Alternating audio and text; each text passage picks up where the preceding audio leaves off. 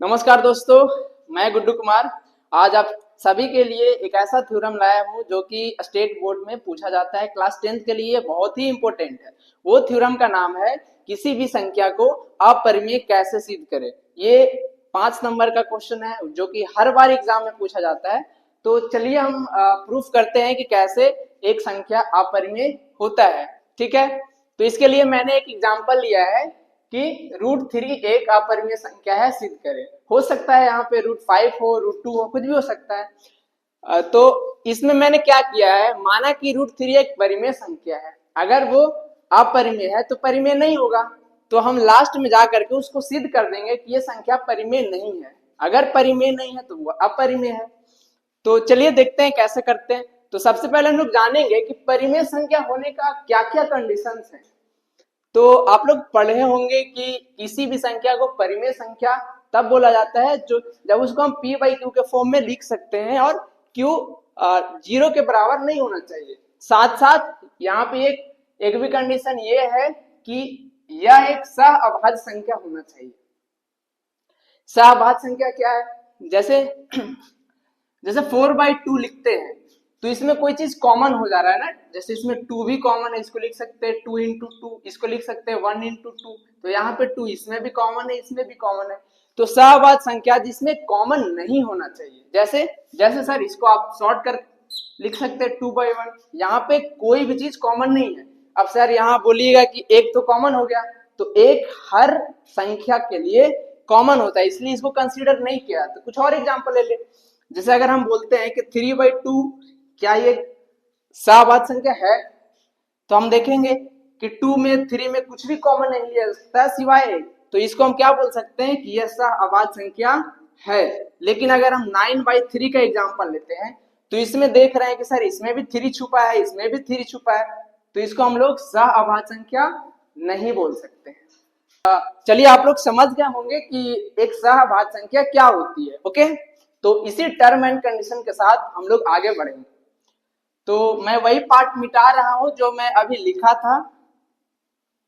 ये बस समझाने के लिए लिखा था कि सहअभाज्य संख्या होता क्या है। तो ये क्या है, √3 को क्या माने हैं कि एक परिमेय संख्या है जहां p q क्या है, एक सहअभाज्य संख्या है। इसके बाद पहला स्टेप में क्या किए हैं कि दोनों तरफ वर्ग कर दिए हैं, दोनों तरफ हम स्क्वायर कर दिए हैं। तो LHS में देखें तो √3 है, √3 का स्क्वायर। RHS में p बाई क्यू का होल स्क्वायर जो कि बनता है p स्क्वायर और q स्क्वायर। √3 का स्क्वायर होता है 3 और इधर हो गया p square by Q square. अगर हम क्रॉस मल्टीप्लाई करें तो जो p स्क्वायर है वो बनेगा 3q स्क्वायर। तो यहां से हम देख पा रहे हैं कि p स्क्वायर है जो 3 में कुछ इंटू हो रहा है। कहने का मतलब 3 का एक गुणांक है। हो सकता है कि यहाँ 3 इंटू हो सकता है, यहाँ 4 हो, 5 हो, 10 हो, 12 हो, 15 हो, 20 हो, कुछ भी हो सकता है। इसलिए हम क्यू स्क्वायर को क्या करते हैं कि ऐसा चीज कंसिडर करते हैं कि यहाँ पे एक कांस्टेंट टर्म से इंटू हो रहा होगा। जैसे अच्छा, नेक्स्ट स्टेप में क्या किया सर, अतः पी स्क्वायर 3 का एक गुणांक है। यहां तक समझ में आया।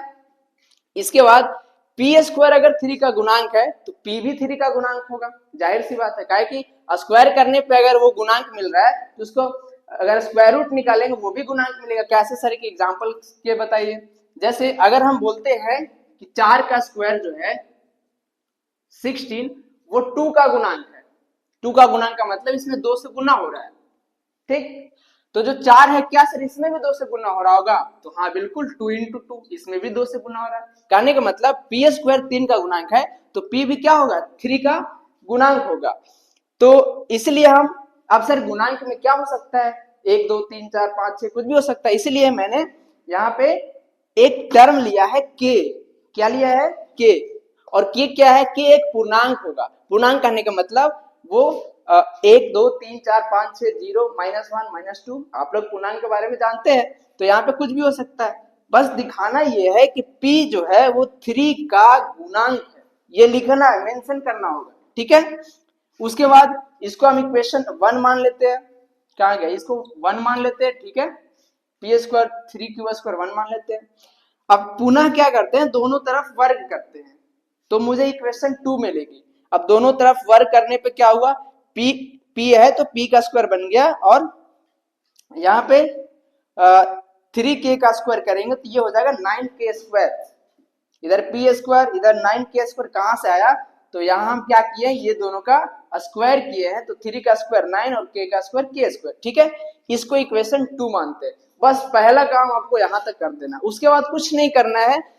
दिख रहा है मुझे कि पी स्क्वायर और पी स्क्वायर दोनों साइड पी स्क्वायर कॉमन है, तो आरएचएस में भी कॉमन इक्वल होगा। सॉरी, दोनों साइड अगर एलएचएस इक्वल है तो आरएचएस भी क्या होगा, इक्वल होगा। तो इसलिए हमने यहाँ पे क्या किया है, समीकरण 1 एवं 2 को बराबर कर दिए। एक ये है तो ये है, दोनों को बराबर करने पे क्या मिलेगा, अगर एलएचएस कॉमन है सर, एलएचएस बराबर है तो आरएचएस भी क्या होगा, बराबर। तो इसमें आरएचएस क्या है, 3q स्क्वायर, इसमें आरएचएस क्या है, 9q स्क्वायर। तो यहां से हम 3 से इसको 3 टाइम्स में काट दिए तो बचा क्या, q square equal to 3k square. यहां भी क्या दिख रहा है सर, यहां भी दिख रहा है कि q स्क्वायर है वो 3 का गुणांक है। गुणांक कहने का मतलब जो काम यहां हो रहा था, p स्क्वायर भी 3 का गुणांक है, q स्क्वायर भी 3 का गुणांक है। जैसे p स्क्वायर 3 का गुणांक था तो p भी 3 का गुणांक था, वैसे q स्क्वायर 3 का गुणांक है तो q भी क्या होगा, 3 का गुणांक है। यानी ओवरऑल कंक्लूजन क्या निकलता है कि p और q दोनों 3 का गुणांक है। जरूरी नहीं कि यहाँ 3 का गुणांक होगा, कुछ भी नंबर आ सकता है। अगर यहाँ पे आप √5 मानते तो और भी कुछ आ सकता था।